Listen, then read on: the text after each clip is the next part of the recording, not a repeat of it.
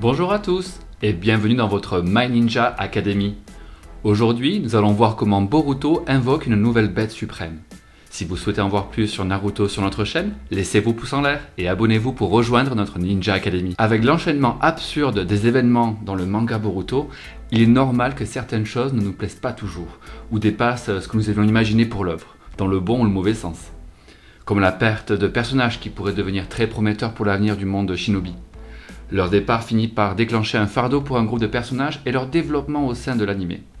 Je fais référence, à l'un des épisodes les plus récents de l'anime où Kagura, un personnage qui semblait avoir de l'avenir et qui a fini par mourir, et ça a surpris tout le monde. Outre ceux de la nouvelle génération, nous avons aussi ceux de l'ancienne génération qui finissent par dire des adieux encore plus douloureux en raison des liens qui nous unissent à eux. Dans Boruto, nous avons eu la perte de notre Tsuchikage Onoki, qui est décédé il y a un certain temps dans l'anime et à la surprise de beaucoup. Mais à part lui, une autre perte encore plus douloureuse qui a fait pleurer beaucoup de fans a été le départ et le sacrifice de notre cher Kurama, qui a tout donné pour sauver la vie non seulement de son frère et partenaire Naruto, mais aussi de sa famille. En plus de ces facteurs, de grandes pertes de force et de puissance ont également eu lieu. Le Rinnegan de Sasuke a été mis à terre, de même que le côté surhumain de Nanadaime. Ce qui a eu pour effet d'affaiblir deux autres personnes au sein de la nouvelle génération, afin naturellement de donner encore plus d'importance aux nouveaux protagonistes. Cependant, cela ne met pas de côté le fait que les shinobi sont toujours puissants en tant que tels, en particulier l'équipe 7, avec toutes leurs techniques variées et leur expérience de combat au fil du temps. Naruto et Sasuke, en particulier, participeront toujours activement à Boruto. Cela, on peut en être sûr. Nul ne sait si le départ de l'un d'entre eux, ou des deux, interviendra bientôt dans l'œuvre. En attendant, nous pouvons toujours compter sur la grande intelligence et la force de combat de ces deux-là. Naruto, en particulier, est quelqu'un qui, même sans être un Shinjuriki, a toujours des capacités absurdes en tant que ninja. Tout le monde peut facilement le constater. Et bien sûr, ces shinobi peuvent aussi avoir des cartes dans leur manche pour des situations d'urgence, n'est-ce pas? Alors dans la vidéo d'aujourd'hui, nous allons commenter l'une des cartes possibles dans la manche de Naruto. Les scénaristes pourraient explorer ce côté du personnage, d'une manière qui pourrait encore placer l'Uzumaki à des niveaux de puissance très élevés, et lui permettre d'affronter les nouveaux et futurs méchants qui apparaîtront dans l'œuvre. Naruto a toujours été un shinobi exceptionnel. Malgré ses difficultés à contrôler son propre chakra et à faire face au ninjutsu en général, petit à petit, avec l'entraînement correct administré par Jiraiya, le personnage a pu atteindre des sommets immenses de puissance. Il est intéressant de penser que sans cela, il épuiserait son chakra de manière incorrecte et continuerait à ne pas pouvoir devenir plus fort à cause d'un manque de contrôle. Cependant, grâce non seulement à Jiraiya, mais aussi à tous ceux avec qui Naruto a vécu, on voit qu'il s'est entraîné toute sa vie et il a pu devenir le ninja le plus fort de sa génération, étant responsable de la victoire de plus de la moitié des combats de la 4ème grande guerre ninja et est devenu l'un des plus grands héros de Konoha et du monde. Ses mérites vont bien au-delà de ses capacités physiques issues de sa famille et de l'entraînement intensif. Il s'étend à sa détermination à soutenir et à aider des amis, ce qui a influencé et a aidé de nombreuses personnes dans l'univers de Naruto à gérer leurs propres problèmes et à s'améliorer en tant que personne. Naruto en général a toujours été comme ça. Avec ses commodités scénarisées ou non, il a réussi à nous marquer et à nous faire vibrer comme peu d'œuvres l'ont fait ou le font aujourd'hui. C'est un vrai classique. Compte tenu de cela, de nombreuses personnes continuent de penser que l'Hokage pourrait faire preuve de capacités qui n'ont pas encore été explorées dans Boruto, ou même mentionnées comme possible dans l'univers. Ce qui peut-être est vrai. Après tout, le mode Boryan n'a jamais été envisagé et est soudainement arrivé pour causer une énorme commotion. Même si cela a nécessité le sacrifice de Kyuubi dans le processus, et par conséquent la perte du côté le plus fort de Naruto, bien que cela ne le rende pas plus faible, en fait, nous ne pouvons plus affirmer qu'il est aussi surhumain qu'avant. Ceci étant dit, se pourrait-il que le travail de Boruto tente de ramener certaines des capacités des Uzumaki qui ont été sous-utilisées au cours de la saga? Bien sûr, elle risque à elle seule de ne pas faire de dégâts face aux méchants que nous connaissons actuellement dans l'œuvre, capables d'aspirer le chakra, de voyager entre les dimensions, de faire exploser des terrains immenses et de créer des règles universelles empêchant des attaques. Mais avec un amalgame de capacités, l'éventuel saut dans le temps,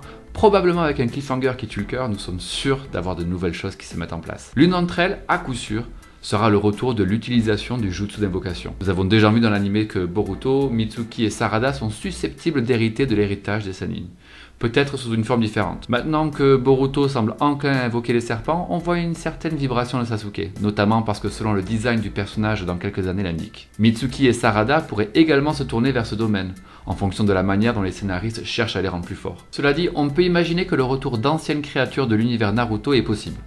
Par exemple, les bijoux eux-mêmes. Non pas que certains d'entre eux ne soient pas déjà apparus officiellement dans l'œuvre, Mais bon, Kurama était présent depuis le début, soit à travers les transformations de Naruto, soit en apparaissant officiellement dans les petites scènes. Durant l'arc Momoshiki, Gyuki et Killer Bee, son Jinchuuriki, reviennent lorsque le clan Otsutsuki apparaît pour récupérer le chakra dispersé de Kaguya, ce qui les amène à attaquer Bee et le force à se transformer en Gyuki. Même en se défendant à l'aide d'un bijou Dama, Momoshiki a pu facilement aspirer son chakra et le renvoyer avec une énorme explosion, dans laquelle il a dû s'échapper en clonant une patte de pieuvre. Après que le clone ait été capturé par les membres du clan, il leur a fait croire qu'il s'agissait de la vraie Bee, ce qui a conduit à l'extraction de son chakra et à sa consommation sous forme de pilule avant qu'ils ne poursuivent leur quête. Par la suite, Bee retourna à Kumogakure comme si de rien n'était. Les autres, cependant, décidèrent de rester libres dans le monde, retournant à leur lieu d'origine, c'est-à-dire l'endroit qu'Hagoromo avait choisi pour qu'ils vivent.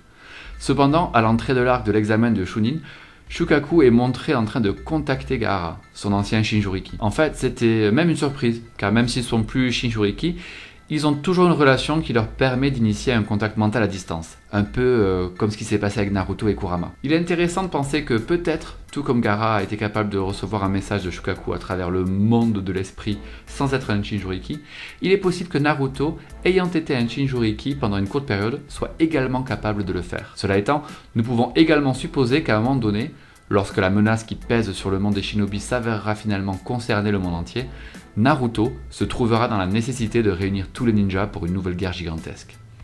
Ainsi, il sollicitera l'aide de tous les Kages, mais aussi des bijoux, en lançant un message de détresse pour qu'ils l'aident à sauver la planète. De toute façon, Naruto peut conclure un accord d'invocation avec les bijoux en cas de danger extrême. Mais comment ça va fonctionner? Eh bien, nous avons vu précédemment dans les œuvres de Naruto qu'il est possible d'invoquer les bijoux. Lors de l'attaque de Konoha, le jour de la naissance de Naruto, Obito a extrait de la force du renard à 9 queues et a utilisé son Sharingan pour le contrôler. Ainsi, il a pu se rendre au centre du village et utiliser le jutsu d'invocation sur lui. Cependant, peu de temps après, Kyuubi a commencé la destruction de lui-même, Minato ayant pu prendre le contrôle d'Obito pendant son combat avec le masqué. En gardant tout ça à l'esprit, nous pouvons facilement imaginer que oui, Naruto pourrait être capable d'invoquer des bêtes si les besoins s'en fait sentir. Peut-être d'abord devrait-il les trouver lui-même pour que le jutsu fonctionne, puisque d'abord, il n'est plus un Jinchuuriki, et aussi n'a qu'une infime partie de chakra des autres en lui. Trop petit pour pouvoir être utilisé avec des jutsu qui nécessitent un contrôle et une quantité élevée. Encore plus pour invoquer non pas 1 mais 7 bijoux. 7 parce que justement Bee est toujours... Bien sûr, nous ne savons pas si cela serait possible ou même efficace, puisque les bijoux ne sont faits uniquement de chakra pur. Et comme nous l'avons vu, le clan Otsutsuki manie n'importe quel ninjutsu très facilement. Aspirer le chakra est une petite chose pour eux.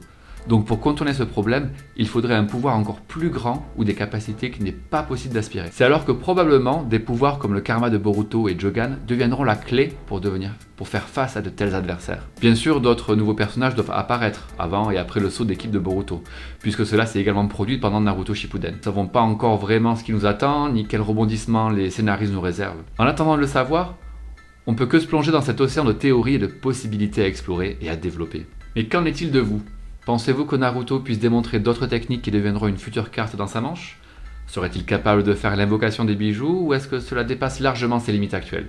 Laissez vos opinions dans les commentaires. C'est tout. J'espère vraiment que vous avez apprécié cette vidéo. Si vous avez des suggestions de vidéos, n'oubliez pas de les commenter ci-dessous, car je les lirai toutes comme je le fais toujours. N'oubliez pas non plus de laisser un like, de vous abonner et de sonner la cloche pour ne pas manquer le contenu de votre académie.